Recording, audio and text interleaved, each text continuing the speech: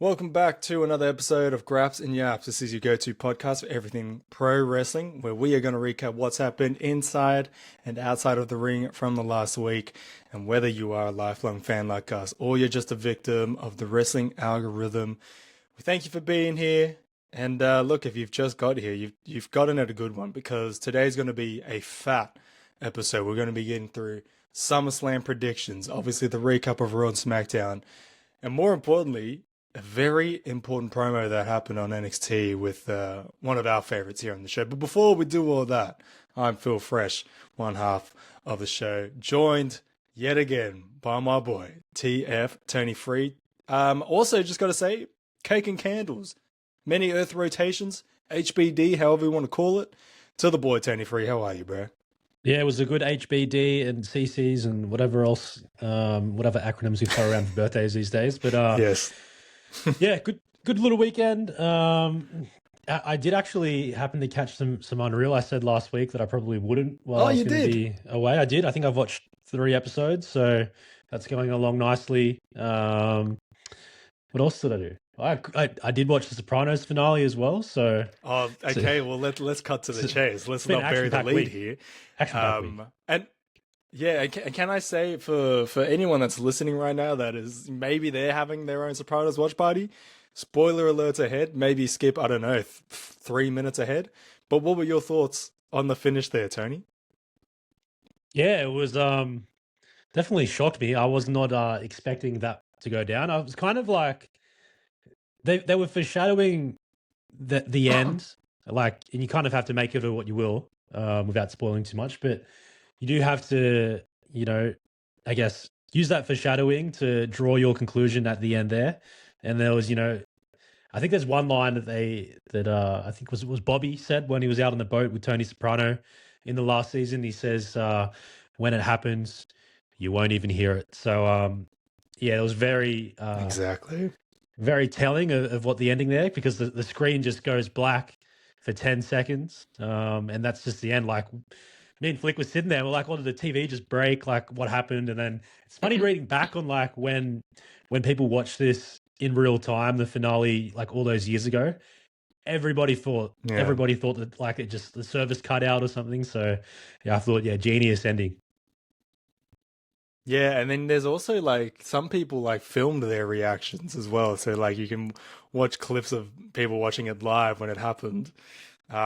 In hindsight, after I think I finished watching the show maybe like 2 years ago, but 2 years on, man, that is a goated ending. Like, so where it just makes you sit with it and just go, yeah, maybe it's this or maybe it's not this. I don't know, but solid ending. I'm trying to think if there is like a wrestling equivalent to that Sopranos finish, and my mind went to the Nexus coming in on Raw.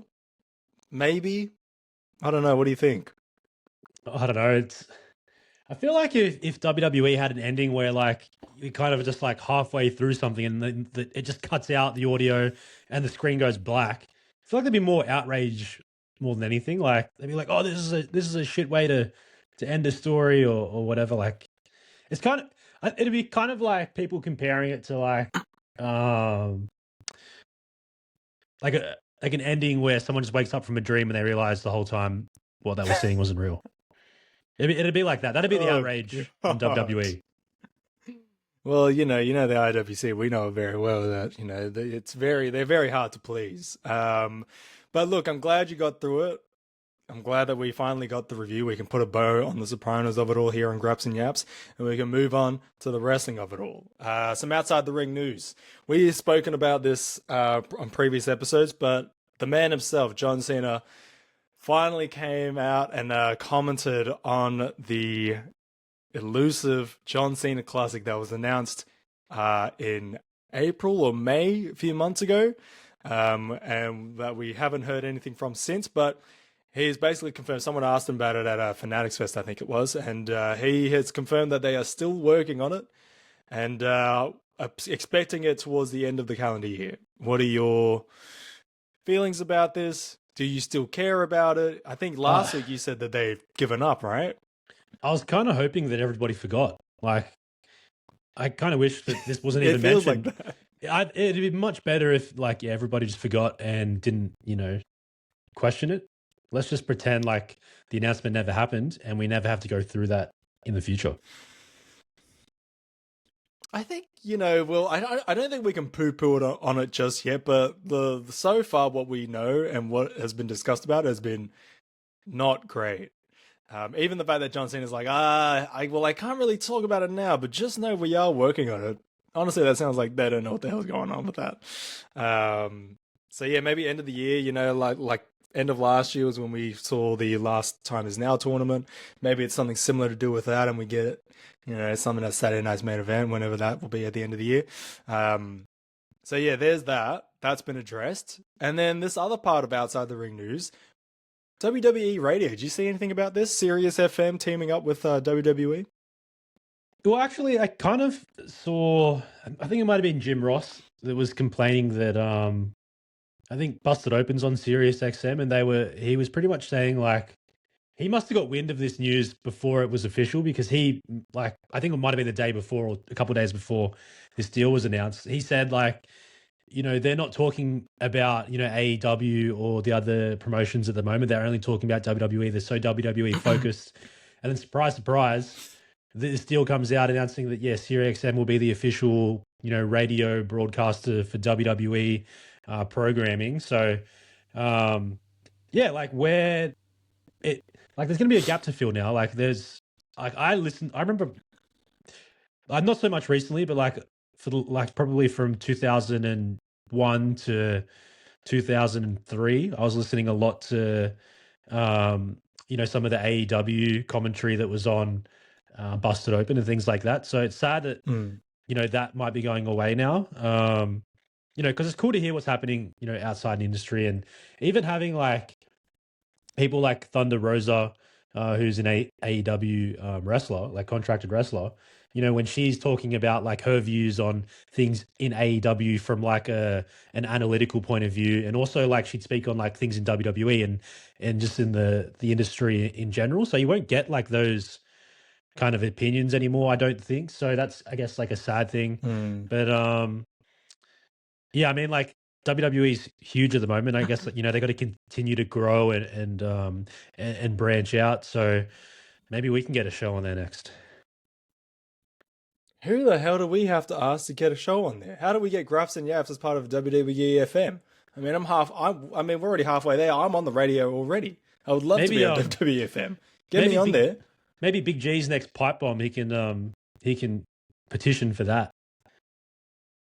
It's also going to be interesting because it's going to be broadcasting PLEs. It kicks off this SummerSlam, but I believe it's getting like Raw and NXT's, and it's also hosting like the podcast. So you're getting Stephanie McMahon's, you're getting Cody Rhodes' podcast. You Busted Open will still be on there, but the PLE like live broadcasting, that's going to be interesting, and I wonder who will be doing that. They obviously have a lot of reporters, whether that's and commentators as well.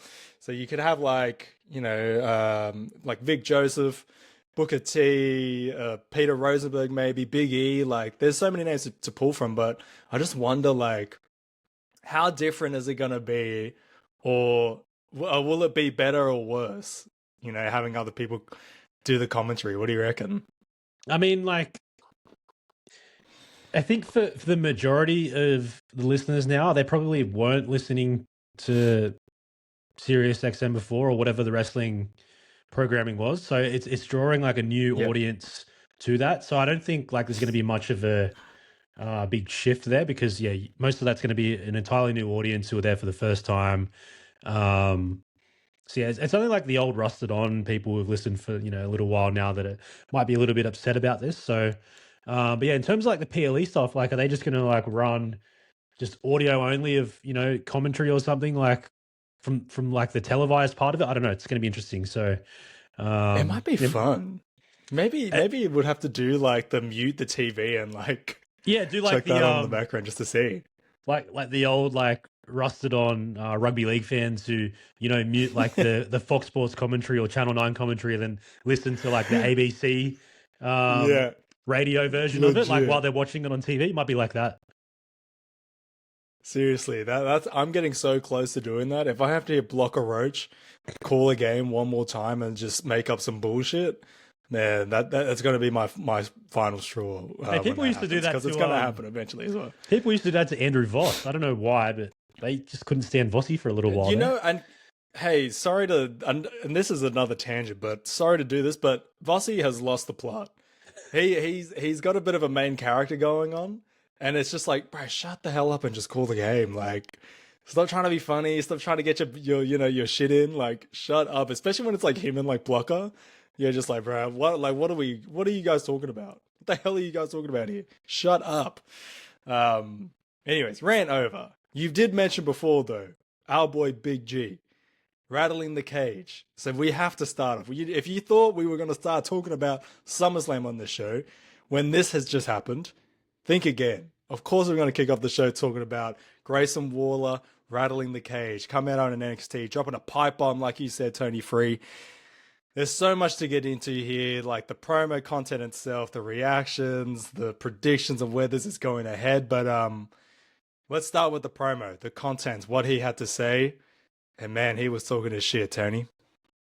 Yeah, he come out like unexpectedly. So I'm not someone who will tune into NXT every week. So my first, wind of this was seeing it on social media, just these clips, and straight away I was like, all right, I need to watch NXT today. So that's what I did yesterday, and yeah, Big G came out firing. He pretty much called out the whole NXT men's division there, saying that they were soft, saying that they're too, complacent, that they've been at these tryouts showing all this Lazy. energy, they're lazy, and then they're happy to put WWE superstar in their bio, then just sit backstage eating from catering and making TikTok. So a lot of hard truths there from Grayson Waller, and I guess sign of the times because they've just lost like a lot of their top stars out of NXT.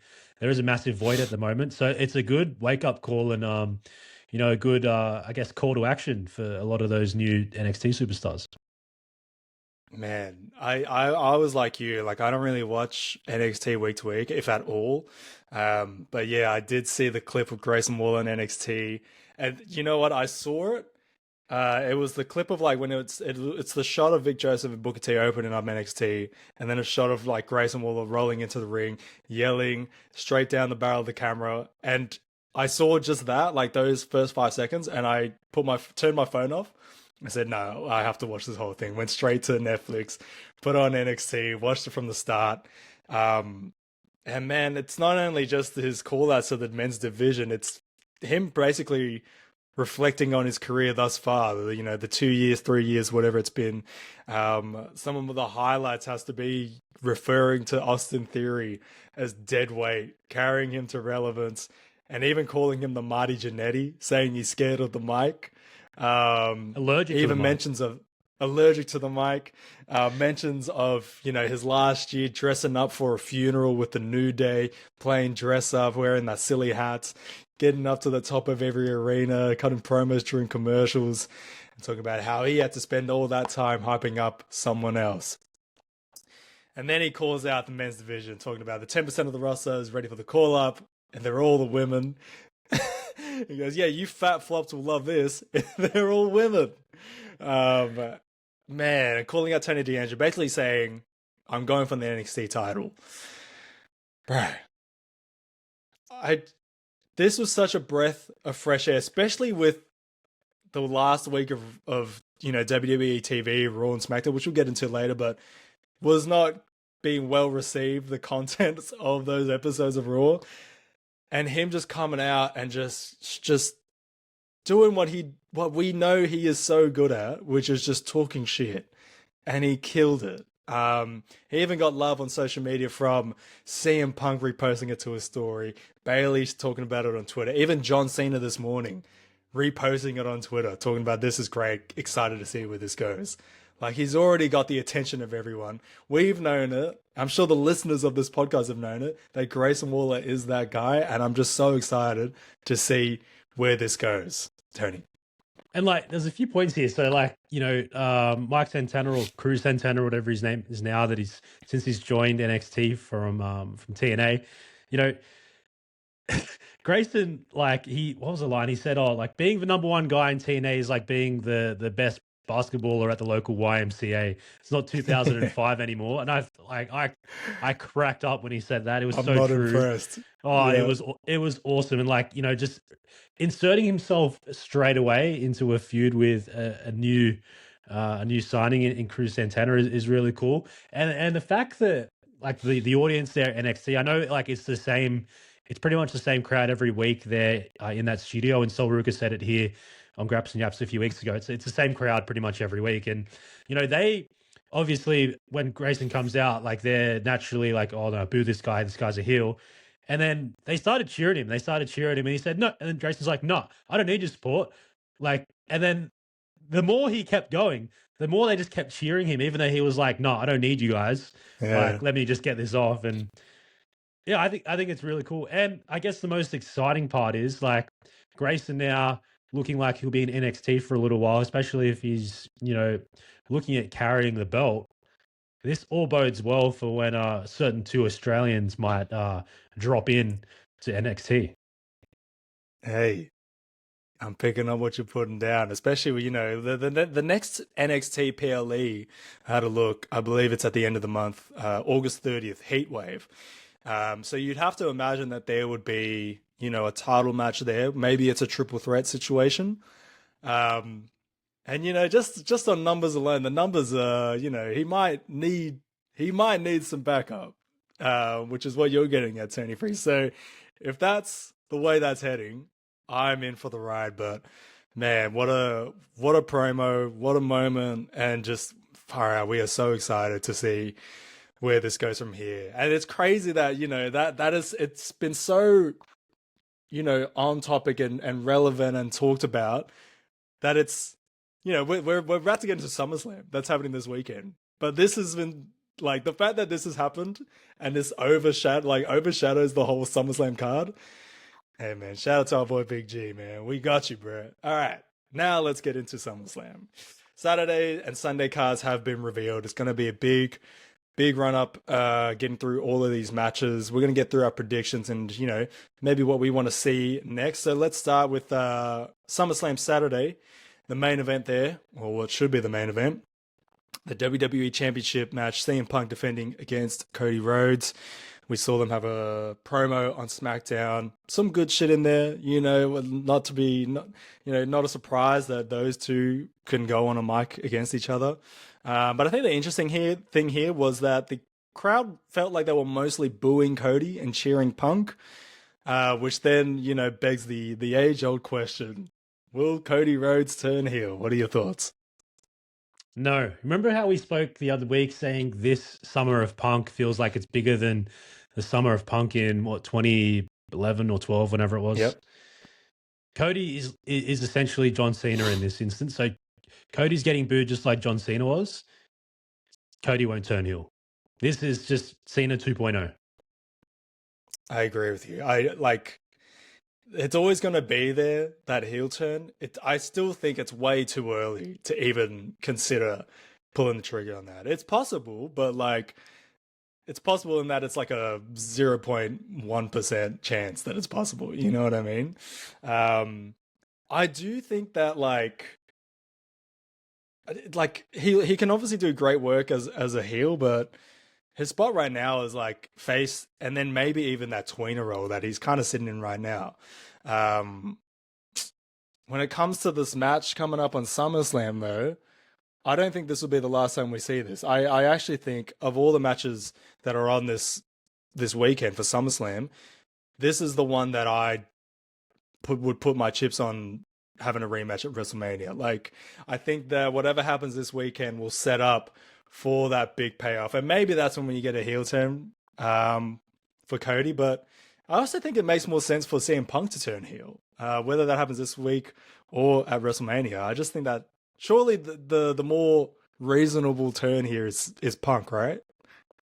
I mean, it makes more sense. And yeah, it is more reasonable. I don't know. I can't see CM Punk going to be like a full blown like bad guy at the moment, because he's like, he already kind of gives naturally like that he's a badass, like he doesn't take shit. And and that's what people love about him. So it's hard to like at this stage in his career when he's done so much and had such a storied career now. It's hard to like put him in that box where he would just be, just an out and out heel. Yeah. I really don't know where to go with this one. Because I could see it going both ways. Both guys can hold the belt, but it just really depends on, how the next 6 months are going to go. So if I had to put a prediction on this one, I think I'm keeping the belt on CM Punk, and then just because I think they're also just scratching the surface. All the stuff that they're talking about, a lot of mentions of Dusty Rhodes, and a lot of mentions of them leaving the company, they're then coming back in. It's stuff we've heard before, and it's not that it's a bad thing, but there's just so much more that can be unpacked. So I think in order for this story to continue and develop over the next 6 months or whatever it'll be, CM Punk holds the belt here, so I'm going with CM Punk on this one. Yeah, I think CM Punk as well, but like the other thing here, like this is what kind of muddles me up a little bit is the number one contender match. So, that's happening at SummerSlam as well. So it's like whoever wins the title match, who do they face, and like how does this roll into that number one contender and whoever that may be. So, obviously with Sammy, still irate with probably both these guys. That's interesting. So, I just don't know if I want to see a Punk and Sammy program right now. So like that's weighing in my mind a little bit. But I think safe bet here is CM Punk. We've seen enough of Cody with a belt. I think most of the reason for this crowd booing Cody Rhodes is because they're tired of him having the title. So if WWE listen to the fans, which I think they do to an extent, and I think they've kind of warmed up to it now, they know that they don't need to put this belt on Cody Rhodes again in 2026. Why? What about the idea of a CM Punk Sami Zayn feud is not moving you? I think the fact that the history there is mainly between Cody and Sammy. Like a lot of, this, what drove Sammy to acting out in this way was a lot of his interactions with Cody, which I still think needs to be resolved. We haven't had like a definitive end to that story. Like Sammy kind of, because of this, Sammy was involved in Cody's feud with Gunther. We haven't had that Cody Sammy story yet.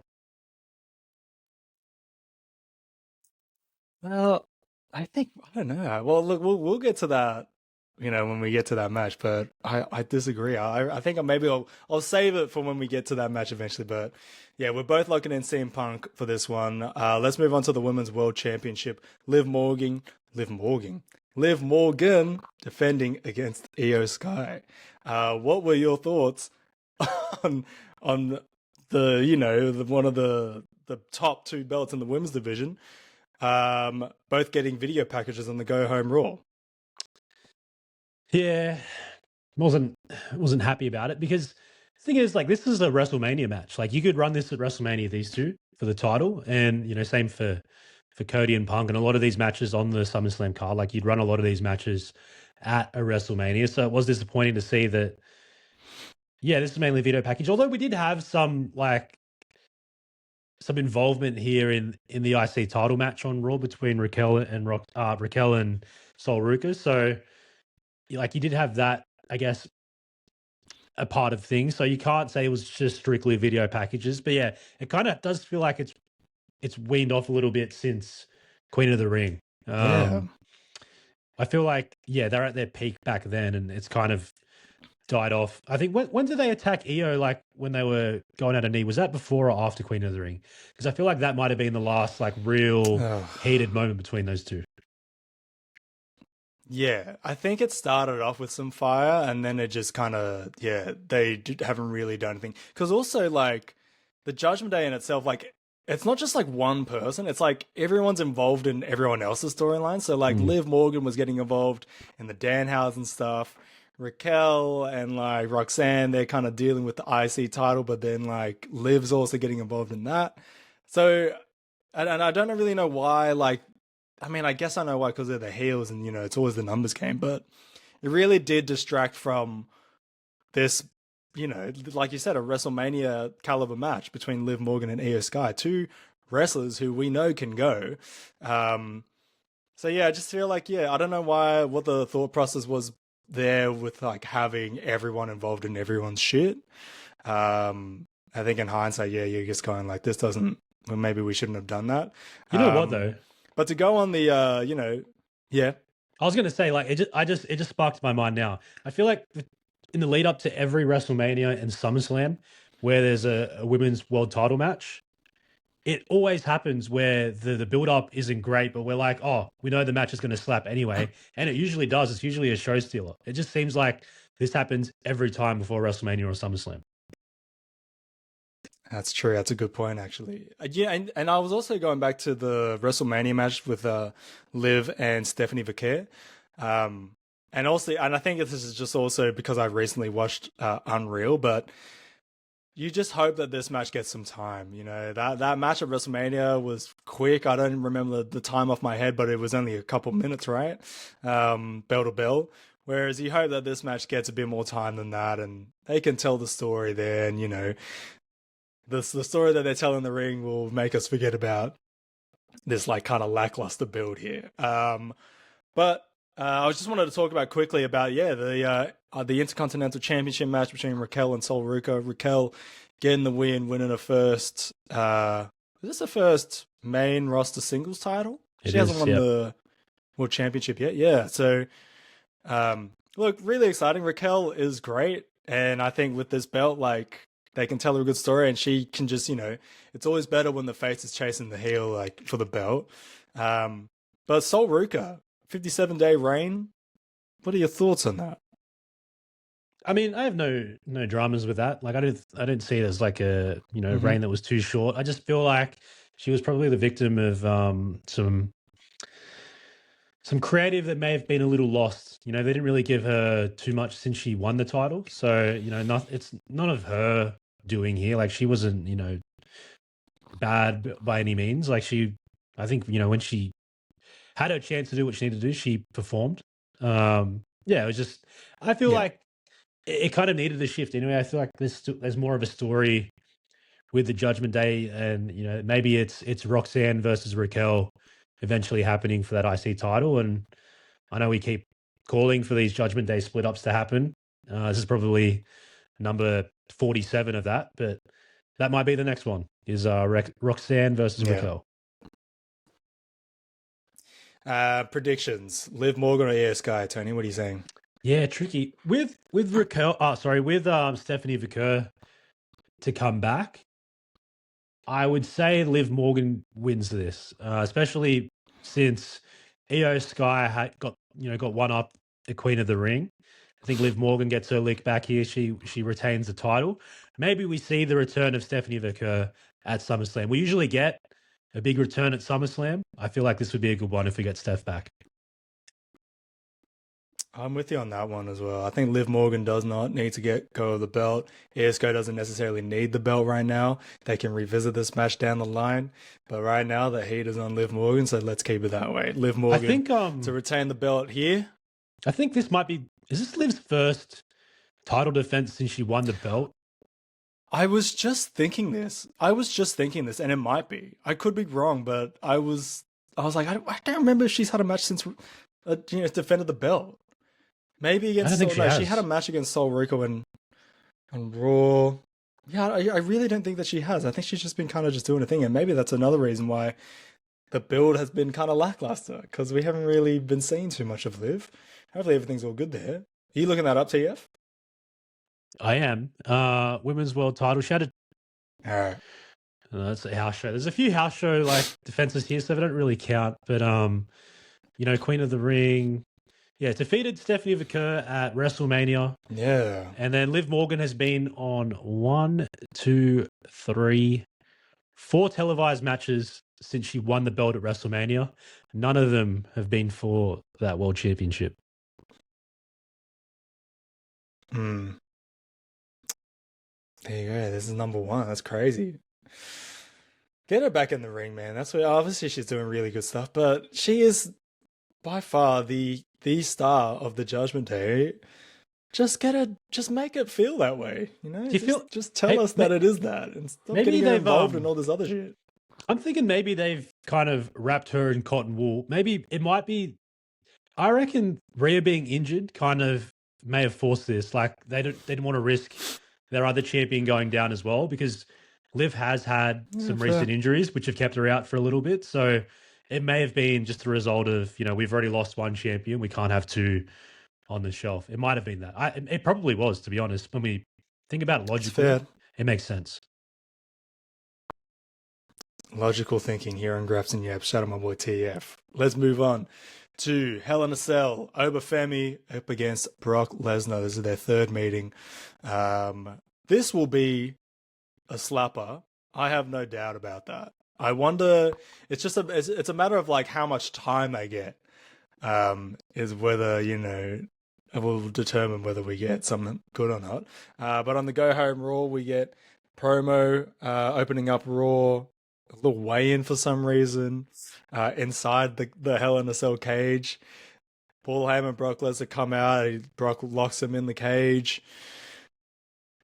Nothing really new is said. We know the stakes. We understand that they both don't like each other. So this is kind of what a repeat of that. But let's talk about the security guard.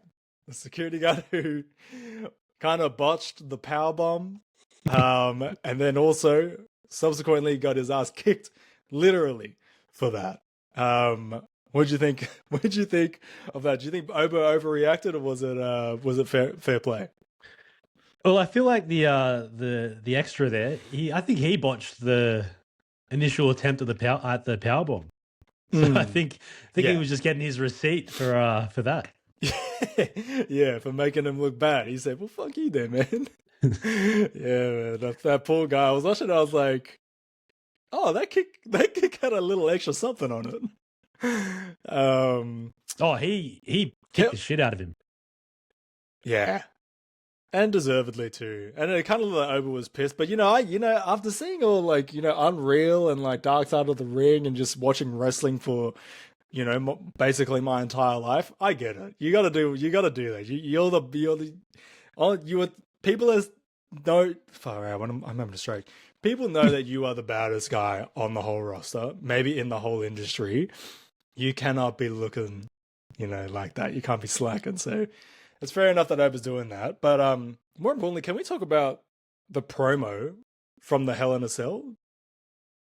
From inside Hell in a Cell? Interesting. No. Oh, the promo from Hell in a Cell itself. When Hell in a Cell was speaking in the video package. Yeah, I laughed. Yes.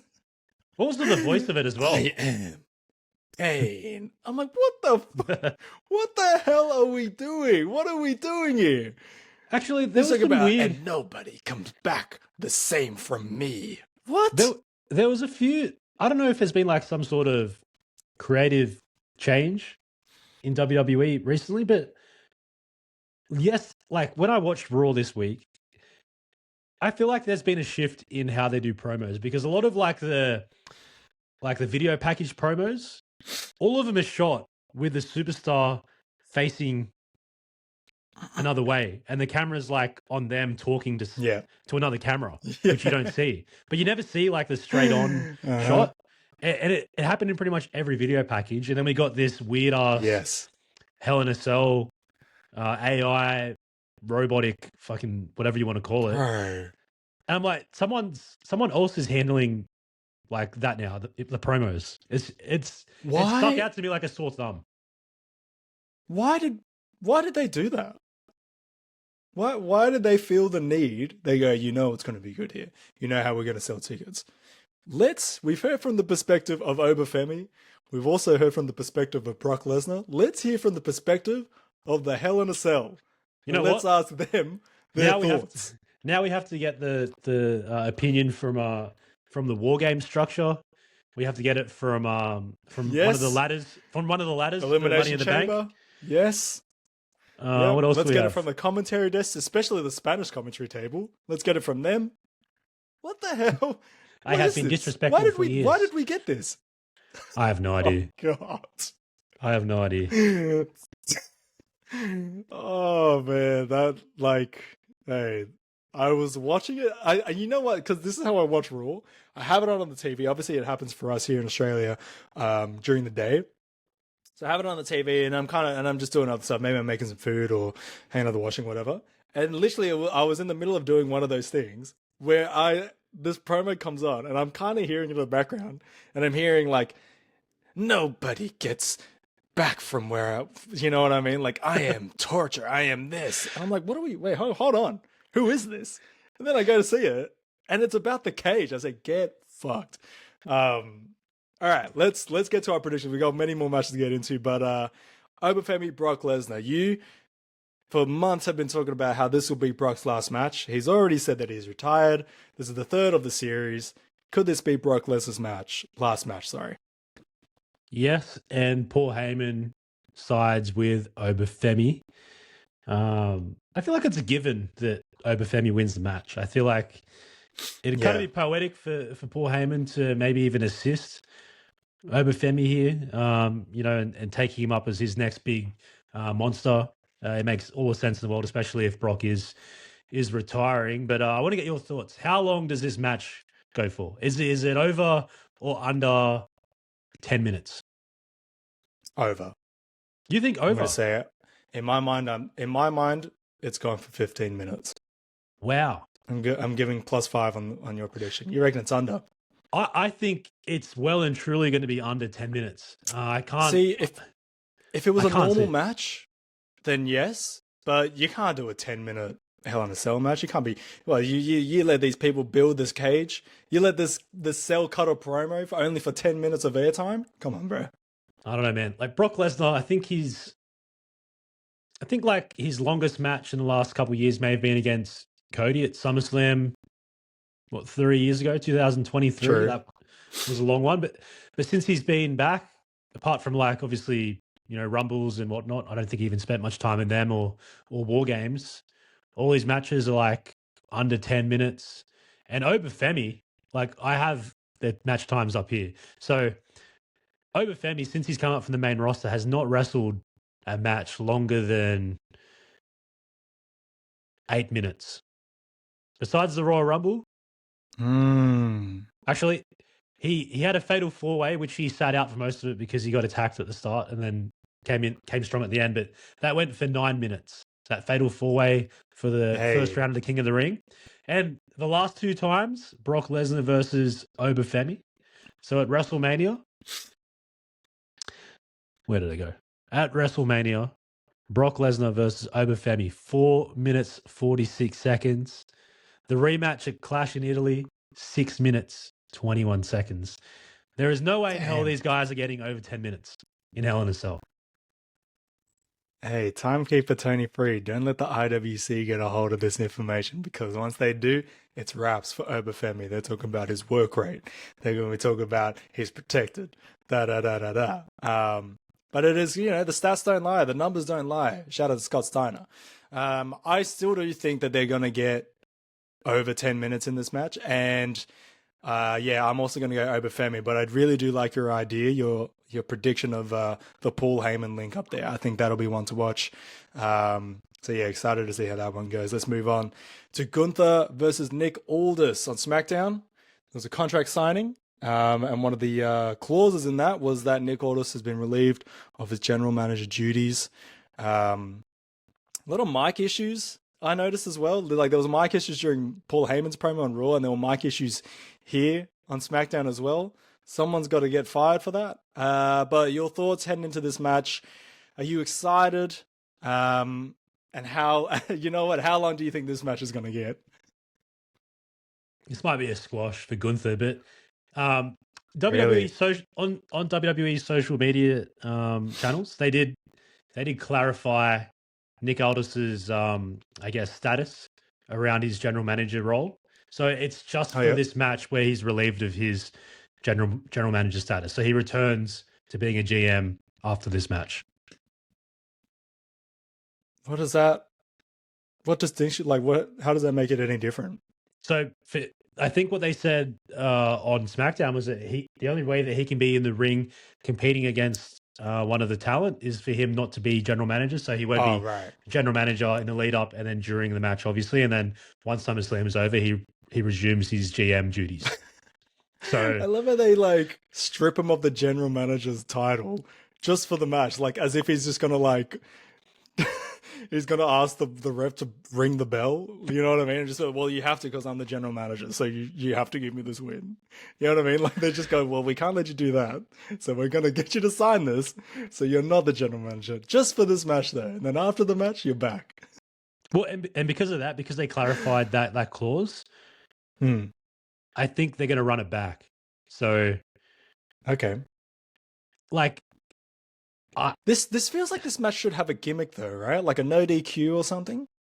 I feel like not now, but like maybe the second or the third match in this series will Damn, have. we get a trilogy. I feel like we're going to be seeing this over the next few months, Gunther versus Nick Aldis, Oh and no. I have a feeling like if it's not a squash to Gunther, this could be a beatdown before the bell even rings, and we just have a no contest.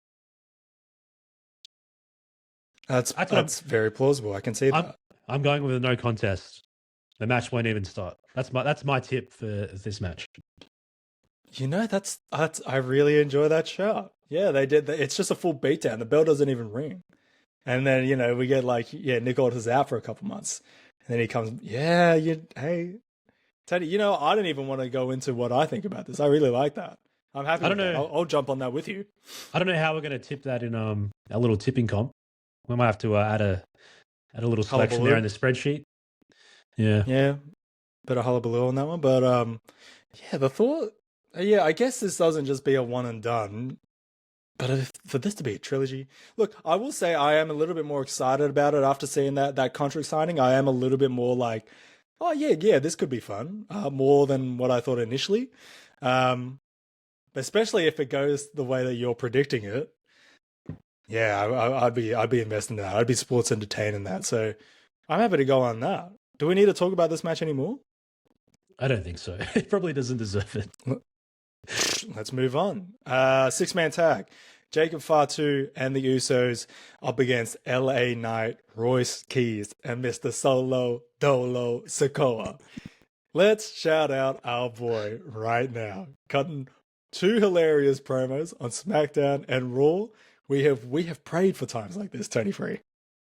He's literally the only thing that's given me interest in this match is Solo. Like, it's thank God he's in it because this would be a hard pass otherwise. So absolutely, I'm loving it. I'm loving it. Just the way he was just carrying himself, like just so like cocky, but just like funny at the same time. It was it's full little brother energy. He is. This is the little brother gimmick. I love how Jimmy's like, you got to come back to the family or else. And he's like, or else what? You're going to send me a warning shot? Ow! Yeah. Pew, pew. Yeah. Hilarious. So, dude, full little brother energy from Solo Sikoa with these promos. And even just like, just leaning into, I guess this is a bit more like his personality trait. He's just a funny guy. He's charismatic. He loves talking shit. Like, that backstage promo where you see LA Knight just kind of be like, what the hell are you talking about? Like being like, well, who is this guy? As Solo's running through the list. Really good stuff. Let's get to the match. Actually, this feels like one of the people in this match will be next in line for Roman Reigns or Seth Rollins, whoever wins that title. Do you feel that? I'm not sure. I'm still not set on what's going to happen after SummerSlam in terms of Bloodline and the world title. So, I don't know. It's just like we'll get to it more when we talk about the Sunday matches. But like, how does this influence the Seth and Roman match? Is it going to be reminiscent of WrestleMania 41, where literally everybody gets involved for both sides? It could go that way again. Interesting. But I think I feel like Solo, LA Knight, Royce Keys get the win here, which is interesting considering you've got the likes of Jey Uso and Jacob Fatu, not to discredit Jimmy, in the bloodline, but two formidable singles superstars on their own. So, but yeah, I feel like Jacob and Jay, there's still they haven't told that story much in the last couple of weeks, but I They feel like put a pause on it. there's still something has to break down there. So I'm going to go with the three. I guess they're faces in this instance. Yeah, look, I think the focus on this match is Solo Sikoa because the story that they're telling about he's the only one that's not back in the family. He needs to come back to the family. And in order for that story to develop more and further and for us to see, a bit more involvement from other people in the roster, I think, yeah, LA Knight, Royce Keys, and Solo Sikoa get the win here. Maybe, this then stirs up some drama with Roman kind of going, oi, your little brother is hanging around with these guys and he's beating you in matches. What's going on with that? Get a little bit more like importance with Solo, and then maybe there's a bit there where Roman's going, oi, hey, maybe Roman comes in direct and he goes, Solo Dolo, sort your shit. I need to ask you as a Pacifica man, what did you Yes. think of LA Knight mocking the war dance there? Because I did see Bronson Reed saying that every Polynesian out there needs to just go after LA Knight. Hey, you know what? I read that comment too, and I said to Bronson, I got that. Don't worry, let me handle that. When he started doing it, I was like, what the hell is he doing? And it only took me until the end of it. I was like, oh, that's what he was doing. Yeah. Look, man, I don't care. Like, I mean, he's doing his thing. The Rock would have done that. Hey, we've all seen that clip of the Rock hitting that Chinese, the Chinese impersonation. So that's just wrestling to me. But hey, I know Jay would have broken. I got you, man. I know Jay would have been cracking up in the ring. They're lucky that camera wasn't on Jay. They're lucky the camera was not on Jay Uso right there, man. But yeah, let's move on to the last match to cover for SummerSlam Saturday. Fatal Influence up against Nikki Bella, Brie Bella, and Paige. Nikki Bella we saw return to SmackDown last week, setting up this match. Let's just cut to the chase. How likely is Paige getting jumped by the Bella Twins after this match? It's I don't know. It might be too early. I know it's going to happen at some stage, man. But who's going to help out Paige when this happens? I don't even think Paige needs help. Let's get her back into the singles. Get her into, get her a singles title. She was chucked into this match because Nikki, this whole tag team because Nikki was hurt. I don't think that was the plan for Paige. This is just her to keep her on TV and keep her name, relevant. Let's just get her out of it. Let's just pull the band-aid off now and just move on. I don't think she needs a backup. Well, look, we don't need to talk too much about this match, so I'll just get straight to my tip, and that's Fatal Influence to get the win. These girls need to continue building up some momentum now that they've won the tag titles, and good to see if it'd be good to see JC Jane, maybe getting the pin here over one of these. Got two Hall of Famers and one who will most likely be in the Hall of Fame at one stage. So, yeah, JC Jane to get the pin over one of these three. Yep. Easy prediction here. Fatal Influence have the heat. They've just got the tag titles. They JC Jane. The potential is, the sky's the limit with those guys. So you got to keep it going with that. Fatal Influence over the Bellas and Paige. WrestleMania, SummerSlam Sunday. Let's start with the main event. We kind of touched on it previously, but the World Heavyweight Championship. Roman Reigns defending against Seth Rollins. The whole yarn going into this one that this will be the last time these two meet. This will be the last time that they do this dance. My question to you, Tony Free, will it actually be the last time they do this dance? Because I don't think it will. No, it won't. And I'll cut to the chase because Seth Rollins will win again. Continuing his run over Roman Reigns. And I think that will lead Roman Reigns to really want to go after Seth Rollins again at WrestleMania next year. So you're saying, so the same way that I was thinking with Cody and Punk getting a rematch at WrestleMania is the same way you see this going? Yeah, I feel like both main events will main event next year's WrestleMania. I don't hate that. I mean, this sounds like, when these two matches were announced, I was like, oh, true. I guess for SummerSlam, like, Interesting. Um, I really do think, on that, like this SummerSlam is so crucial to the next, yeah, I guess this build into WrestleMania because they're already at a disadvantage having it in Saudi Arabia. They're gonna have to sell some tickets, and the only way to sell tickets is not by getting, like The Undertaker or Triple H in a match or The Rock, Stone Cold. Like, I don't think it's gonna be that. It's gonna have to be the story that they tell, and this SummerSlam is super important, especially when it comes to these matches. Um, Seth Rollins getting the win here, I think, is interesting. I don't. You really think that they're gonna let go of the title for Roman? I feel like continuing that story where Seth, like, and Seth said himself, like in every instance, Roman Reigns has it over Seth Rollins, except for professional wrestling. Seth Rollins needs to continue that, having that edge over Roman Reigns, because a lot of what the behaviors and the story behind Roman Reigns is, that, obviously the Shield when Seth Rollins put the chair in Roman's back, a lot of, and continuing like all these years through where Seth's outsmarted Roman, a lot of that is what drives Roman Reigns' behaviors. So that has to continue. I'm thinking about this match in two ways, right? What I want to happen and what I think will happen, and they're two different things. Because I think what I want to happen is, yeah, I would like to see Seth Rollins win this and just see what happens afterwards with the bloodline, with everything else, their storyline, their relationship. But with the way I think it's going to happen, it's Roman Reigns holds the belt. But that worries me because I just go, well, what do you do with Seth Rollins from here?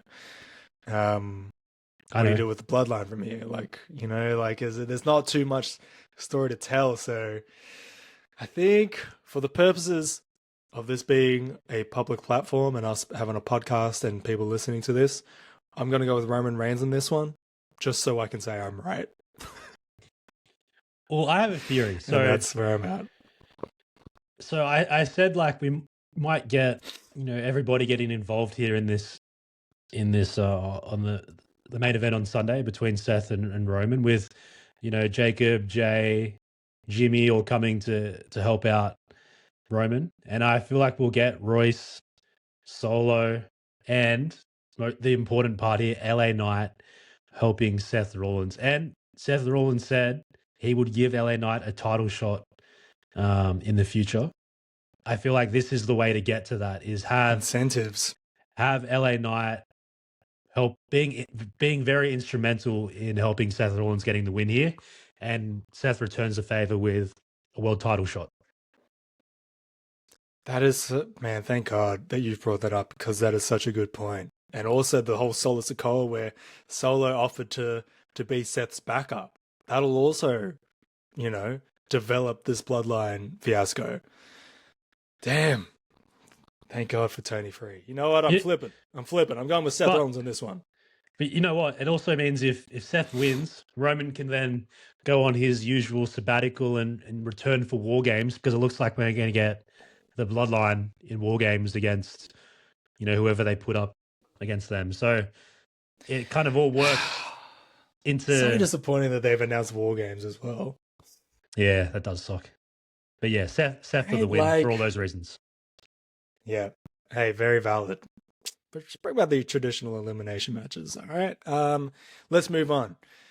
We have an interim WWE Women's Championship ladder match. So far in this match, we've got Tiffany Stratton, Jade Cargill, Charlotte Flair, Chelsea Green, and the last name, I'm not too sure if there's a match on SmackDown or if this is meant to be a mystery. Can you...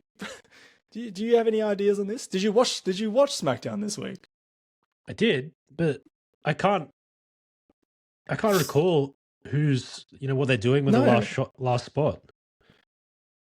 I don't know either. I was looking it up last night as well, and I was like, I don't know if there's a name for this. But while we were talking about some of the previous matches, we were talking about Liv Morgan, Io Sky, and obviously the Intercontinental Championship. One name popped to mind that we haven't seen in some time, and one name that could definitely hold that belt as an interim champion. Oh, I was going to say Becky Lynch, but you've got something.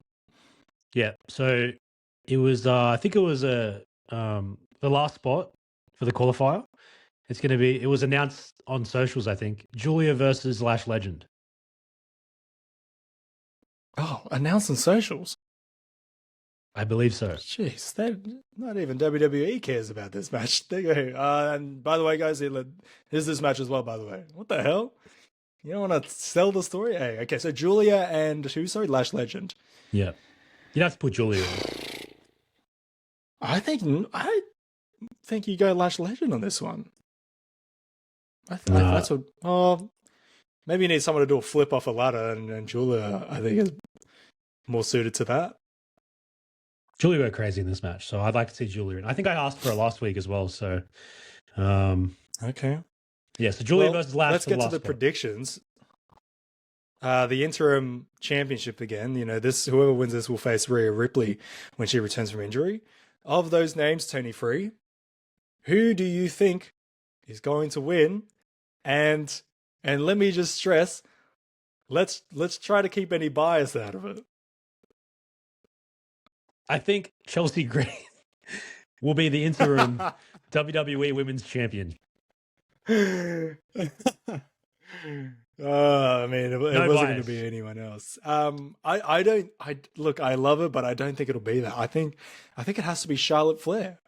You don't think Charlotte has any stakes in this? It does. It makes sense for Rhea versus Charlotte to happen, especially because Rhea and Charlotte kind of became allies. Recently as well. So yes, I do see that, but yeah, give me Chelsea Green at the top of that ladder with the belt in her hands. I think it's too soon, TF. I think you save that for the other ladder match that happens later this year, Money in the Bank. But I think, yeah, you mentioned it already. There's already history between Charlotte and Rhea. This is the best way to get there. This is an easy fix. Charlotte wins the ladder match to become interim champion for this one. Another title match happening on Sunday, the Intercontinental Championship. Penta defending against the hometown hero, Chad Gable. Chad Gable, also a victim, and Penta too, of the video packages on the Go Home Raw. My question to you is, what's your vibe check on Gable's return to this point? You know, he had a big return after the Mask v Mask match in AAA. Came back to huge pops in the first couple of weeks. What are your vibe checks on this? What do you think about Chad Gable and where he's at right now? I hate the way they're presenting him at the moment. Like, it's just... In what way? Like, the most generic white meat trash, like, Americana presentation. Like, and even the video packages were just so, like, generic and just... like pandering so much just to, you know, his home state of Minnesota. I hate everything about it. Honestly, yeah. It just felt like we saw it in the AAA match and, you know, the post match and, you know, I guess the 1 or 2 weeks after, where it's like we want to cheer him. We would love to cheer him. We know who he is. We know what he's done. We want to cheer Chad Gable. And then it's like the WWE, the booking has just gone, we know how to get him cheered. And it's like, no, you don't have to, we're already cheering him. You don't have to do that. Like, you just, you know, like, let's just keep it the same. And they've gone, no, here's how we do it. I think that's the difference between, you know, what has happened the last few weeks is the WWE has a different idea of how to get him cheered, and especially don't even get me started on the music as well, by the way. The music has been the biggest problem, I think, in the lead up. But I think Chad Gable thus far, yeah, I think there's much more to go there, but it's been a bit mid, if you ask me. Yeah, I just feel like, yeah, it's just corny, isn't it? Like the way they've kind of presented Chad Gable, which is sad because, yeah, as you said, we organically just wanted to cheer him, and now it feels like it's being forced down our throats. So, yeah, I lost all interest in this match, and probably doesn't help that they haven't had much of Penta and Gable, I guess, interacting much. You know, they were victims of the video packages this week on Raw. Yes. So, but I do feel like Chad Gable's winning. the IC title at SummerSlam. And I said this, I think, last week. We spoke about, the redemption for Chad Gable. This all started, the El Grande Americano journey started when Penta came in for his first appearance in WWE against Chad Gable. And it's, full circle now for Chad Gable to come in and win this belt. I agree with you. I think hometown crowd as well. It's the belt that he has famously, been so close to get, almost beating Gunther, but didn't quite do. So this has to be the time where he wins it in front of the hometown crowd.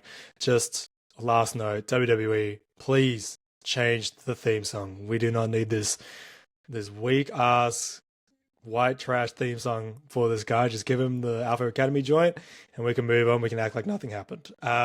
Let's move on to this number one contendership match for the WWE title. Finn Balor up against Sami Zayn. Finn Balor defeating Royce Keys, Damian Priest, and Trick Williams on SmackDown to get this title match.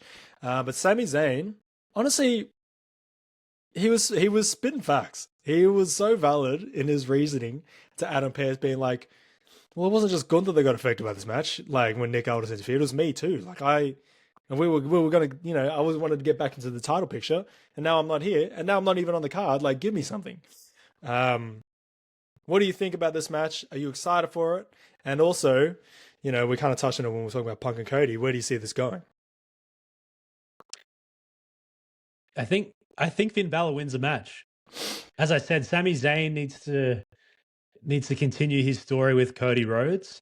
And, as I said, I think CM Punk retains the WWE Championship, which means Sami Zayn, by that logic, needs to lose this match, continue his story with Cody, and that frees up Finn Balor to continue his story with CM Punk, which began at the start of the year. My only fears with that thinking is that, yeah, they did have a match at the start of the year where Finn Balor lost that feud. They run it back. He's just going to lose again, right? Like, I don't think Finn wins the title. Do you think that there's a chance that he wins the title of Punk? Well, I think one of the two made the point that each of them won on. Sorry, no, Punk won both, but they've only had matches in each of the two's, homelands. So true. Now they got to start running it, on neutral ground. So, there's still a little bit of room there for this story to grow. And, Finn Balor now, I think now that he's broken away from Judgment Day, he's gone across to SmackDown, got to keep building him up. He doesn't need to be in the US title picture. He should be around, the world title. So I think, I feel like it's a good way, after SummerSlam, bit of a transitional period until Survivor Series. So I feel like you can run Finn and CM Punk once again.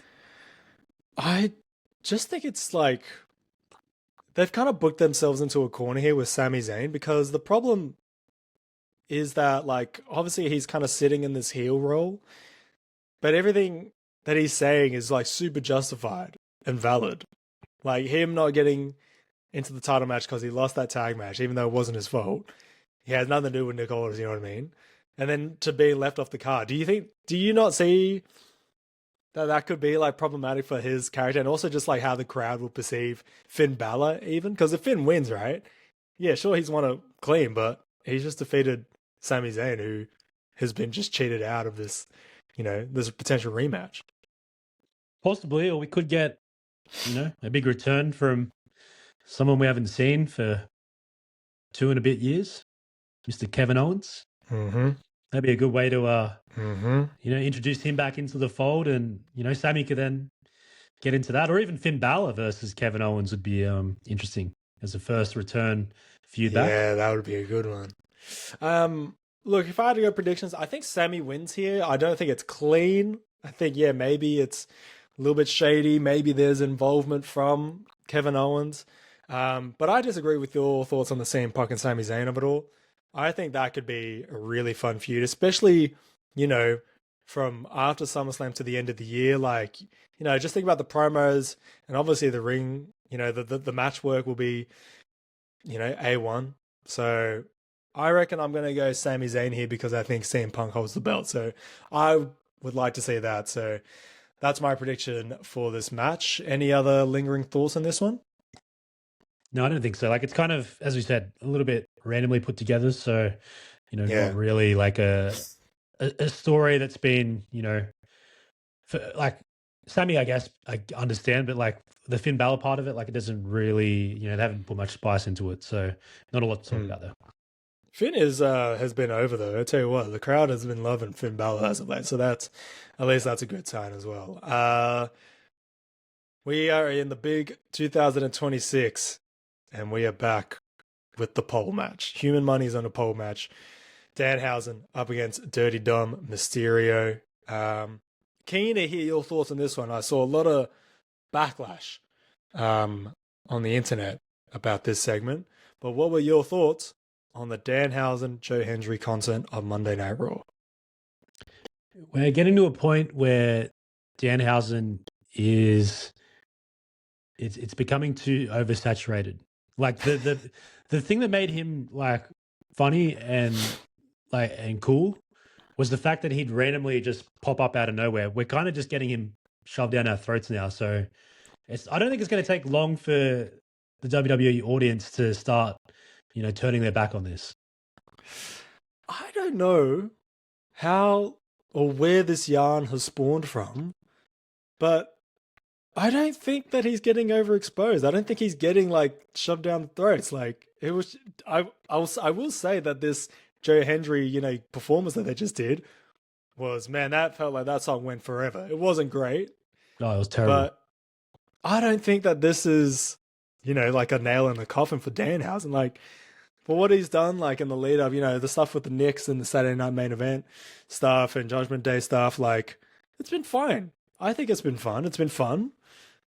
But I just, I think there's a bit of an overreaction here from what you're saying, where it's like, yeah, this was bad, but I don't think this is the turning point of things. I think this Look, is just a misstep. aside from like the song being terrible and everything, the worst part of this, which I know has driven a lot of commentary online, is the use of Ryan Garcia, who is, pretty much a scumbag. This guy has a big history of racist and anti LGBTQI plus comments. So yeah, wild that they're platforming this guy in a segment where it's like two of like I guess more of like your more entertaining baby faces. Yeah, I didn't really like any of that at all. This is, unfortunately, these are the times that we live in. This is WWE TKO right here, where they'll get anyone with some sort of, media presence to get involved in segments like this. You know what? The one that got me was at Saturday Night's Main Event. They had the streamer Neon. You familiar with Neon? Is this the guy that was in Australia with Vicky Azalea, like around Yes. Christmas? Yeah. So he's done that. But they had him, like, hey, look who's here. Neon, the streamer. Whereas, like, literally that same day, he's at Fanatics Fest and he's streaming, live streaming, I guess, and he gets Penta without his mask. Oh, I did Did you see see that. that bit? And Penta's like, It's like, no, can you no camera, delete? no camera. Yeah. And like he does that, and he's like apologizes or whatever. But then the WWE goes, hey, you sit in the front row. Let's get you on camera.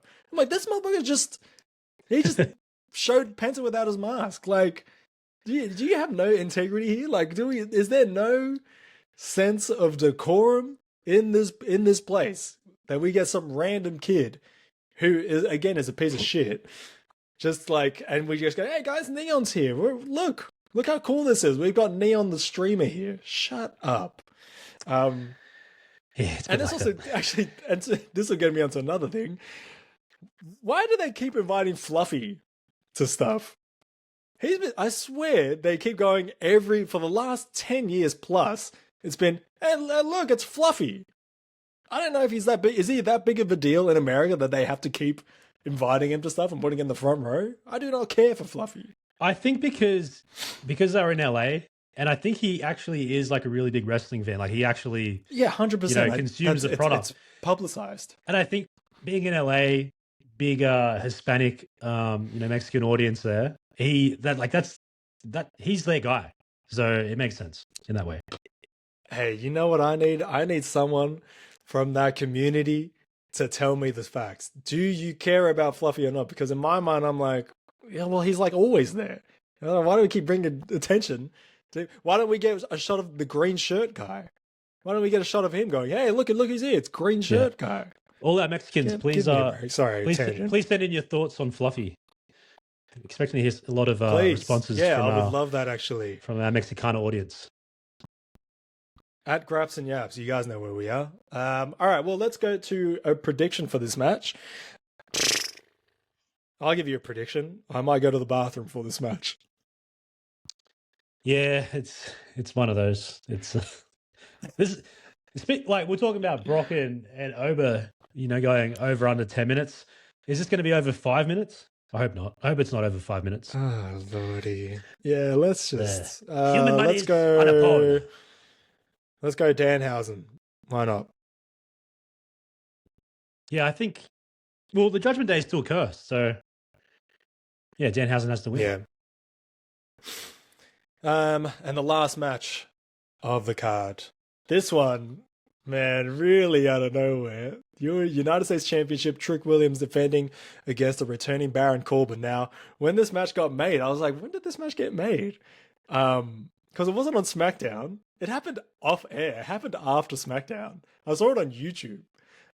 Basically, Baron Corbin attacks, blindsides Trick Williams after the Fatal 4-Way match. And then Trick Williams challenges him to a match at SummerSlam. So that's how we got here. Yeah, zero care for this match. Like, none whatsoever. So, look, I feel like Baron Corbin's just returned. That's probably the only reason why I have an inkling that Baron Corbin might win is because they're trying to generate some interest in him coming back. Other than that, if Trick Williams wins this match, Baron Corbin becomes forgotten and just sits in catering for the next 6 months again, and maybe has to go back to NXT like he did last time before he left. So, yeah, I'm going to go with Trick Williams retaining, and poor Baron, I don't know what he does after this. Hey, the only way that this match gets salvaged is if you add Ricky Sainz and Carmelo Hayes to this. Make it a fatal 4-way. That way, Baron Corbin can lose without necessarily getting pinned. You get Carmelo and Ricky Sainz on the card too, because it makes sense. It's so out of nowhere that they, are just nowhere to be seen. So I think that's the way that should go. But if we're going off Trick Williams and Baron Corbin, you don't take the title off Trick Willie, even for a returning Baron Corbin. What are we doing? Okay, I actually like Baron Corbin. I think there's legs there, but you can't take the title off of Trick Williams, especially when he got it customized as well. Any other ideas or thoughts or predictions now that we've gone through the whole card, TF? Look, just one to close with, and we said, I think for a few weeks there, maybe about a month, 2 months back, we we're talking about how SummerSlam was looking like it was just going to be a marathon of triple threats and fatal 4-ways. Now that we're here, we didn't get any of that. All we got was, singles matches. There's there's a 6-man tag and a 6-woman tag match. Besides the ladder match, everything's just one-on-one. Tag titles aren't being defended. Do you? And you know what? And we cannot fully deny the fact, with that being brought to the table, that WWE listens to this podcast. 100%. Well, we could probably do with another, women's match on, I think maybe this Sunday. I don't think it might only have one on there, but yeah, it's kind of sad that, Sol Ruka didn't get a spot. Her and Raquel probably could have had that IC title match on SummerSlam, and, no tag titles being defended. So whatever happened to the Street Profits after they dropped those belts? They just disappeared again.